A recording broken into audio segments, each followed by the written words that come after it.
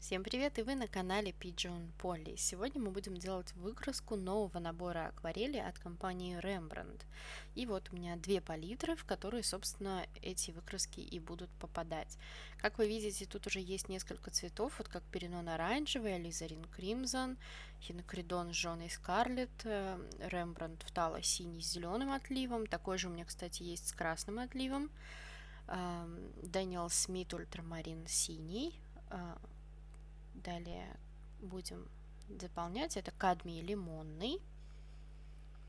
Его добавляю в обе палитры. Это азометин желтый средний. Перилен красный. Также в обе палитры. Карминовая. Жженая сиена. Далее у нас синь-фиолетовая. Тот самый синий с красным отливом фтала. Травяная зеленая или саб-грин. Далее фталоциан зеленый. И ламповая сажа. Ну а теперь можно всю эту красоту выкрасить. Я решила полностью перейти на эти цвета, так как краски Rembrandt, как правило, монопигментные, то есть состоят из одного пигмента. А некоторые, и тут всего парочка таких, которые состоят из двух. Дэниел Смит мне тоже нравится, но они очень дорогие. Rembrandt все-таки дает возможность более широкую палитру себе взять. И почему монопигментные краски я выбрала? Это дает больше свободы в смесях, не нужно бояться, что получится грязь.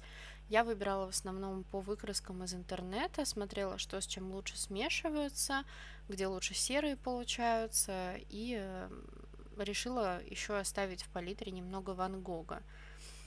Как вы видите внизу, скоро увидите, когда я подвину, там есть еще оксид черного, я его решила оставить из-за классной грануляции, темный черный, особую серию сумрачных цветов и блестки. Ну и, конечно, мой любимый нейтральный тинт с розовым подтоном. Мне он очень нравится, я его почти во всех работах использую. Он дает возможность такие мягкие теплые тени делать, мне это очень нравится. Вот. По поводу новой палитры, уже на нее, скорее всего, обзор давно вышел, но вот я ее только решила заполнить. Не вот эта большая, а та, которая маленькая, которую в начале видео я показывала. В принципе, неплохо, удобно с собой носить, но сложно привыкнуть к тому, что очень маленькие кюветки, и для того, чтобы набрать краску, нужно предварительно хорошенько размочить ее, потому что большой кисточкой там не развернуться, и, конечно же, какие-то большие форматы, сразу нет. Это именно вот для каких-то микрозарисовочек. Вот. Делаю это синтетической кисточкой. Ну и сейчас тоже вот эту мы выкрасим.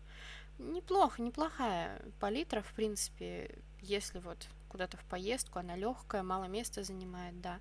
Но я все-таки предпочитаю брать с собой, если позволяет возможность, то большую палитру, потому что там и для смесей больше возможностей, больше пространства, и кисточку можно туда же положить. Ну, то есть, как бы и у того варианта есть свои какие-то плюсы. И, как видите, здесь уже только Rembrandt краски. Здесь я не добавляла ни Дэниел Смит, ни Ван Гог, потому что места не хватило, а хочется побольше цветов туда засунуть. Вот. Напишите в комментариях, какие краски вы используете, почему. Мне будет интересно пообщаться с вами на эту тему. А всем спасибо и до встречи в новом видео.